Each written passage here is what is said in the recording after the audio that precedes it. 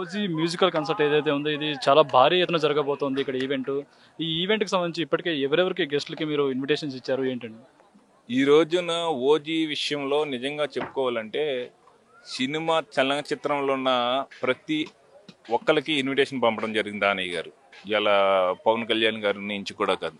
ఇవాళ నిజంగా చెప్పుకోవాలంటే ప్రభాస్ గారు కానీ, అదేవిధంగా మన జూనియర్ ఎన్టీఆర్ గారు కానీ ఓజీ మీద వాళ్ళ నోట్లోంచి వచ్చిన మాట ఏంటో తెలుసండి, మా రికార్డులు ఈయన పగలు కొట్టేస్తాడని వాళ్ళే అన్నారు. వాళ్ళ రికార్డులకు తప్పనిసరి పవన్ కళ్యాణ్ గారు పగలు కొట్టేస్తారు.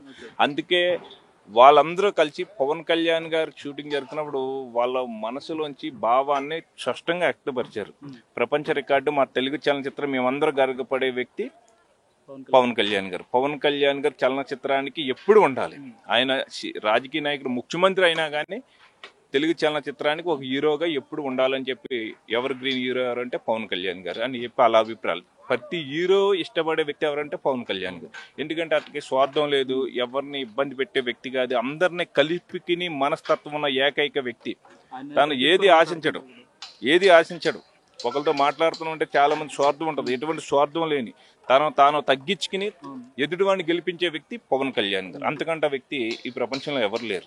ఎందుకంటే నిజంగా అంజనమ్మ గారికి శిరస్సు వంచి పాదవందనం చేస్తున్నాం. యావత్తు భారతదేశంలో ఉన్న బ్రాహ్మణ సంఘాలందరూ కూడా అంజనీదేవికి శిరస్సు వంచి పాదవందనం చేస్తున్నాం. ఎందుకంటే ఇవాళ ప్రతి బ్రాహ్మణ కుటుంబంలో నా కొడుకు పవన్ కళ్యాణ్ అనే విధంగా వచ్చారు. ఎందుకంటే ఈవేళ ఇంత వ్యవస్థని, నలిగిపోతున్న వ్యవస్థని ఒక బలమైన శక్తిగా నిలబడి, మహాకాళిక ఆయనే, రాముడు ఆయనే, కృష్ణుడు ఆయనే, ఈవేళ మహాశివుడు ఆయనే పవన్ కళ్యాణ్ గారు. ఎందుకంటే అలాంటి వ్యక్తిత్వం అన్న వ్యక్తి శ్రీ కొనిదెల పవన్ కళ్యాణ్ గారు. ఆయన ఎప్పుడు కూడా సంపూర్ణ ఆరోగ్యంతో ఉండాలని, సమస్త దేవతలు కూడా ఆయనకి సంపూర్ణ ఆరోగ్యంతో ఉండాలి, సంపూర్ణమైన ఆయుష్ ఉండాలని, 100 ఏళ్ళు వద్దిల్లాలని ఈ ఎంతో మంది జనాలు వస్తారు. ఇక్కడ కూడా మేము దీవిస్తున్నామంటే 100% ఆయన సక్సెస్ సాధిస్తారు. ఈ ఓజీ కూడా రికార్డ్ చేస్తుంది. మీరు చెప్పుకోని విధంగా ఈవేళ 25వ తారీఖున 10 గంటలకి రికార్డు మీరే చూస్తారు. ప్రపంచం చరిత్రలో ఇంత దారుణమైన రికార్డు సృష్టించింది ఏ సినిమా కూడా ఉండదు.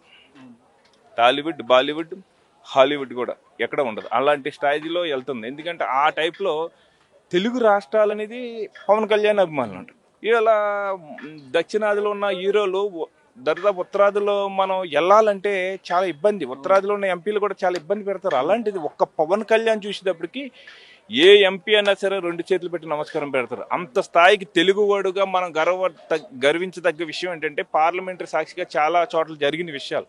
తెలుగు సంబంధించిన ఎంపీలని దాడులు చేసేసేవారు, చాలా సులభం చేసేవారు. కానీ పవన్ కళ్యాణ్ ఒక ప్రపంచం వచ్చిన తర్వాత పార్లమెంటులో పవన్ కళ్యాణ్ గారి యొక్క ఆలోచన విధానం ఒక ఎంపీలో ఉన్నదంటే తప్పకుండా వాళ్ళకి సెల్యూట్ చేస్తున్నారు. అంటే ప్రపంచంలో భారతదేశంలో నెంబర్ 1 స్థానానికి తీసుకెళ్తుంది మోడీ గారు.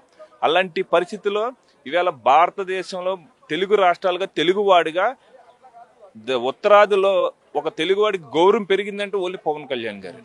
That is Pawan Kalyan.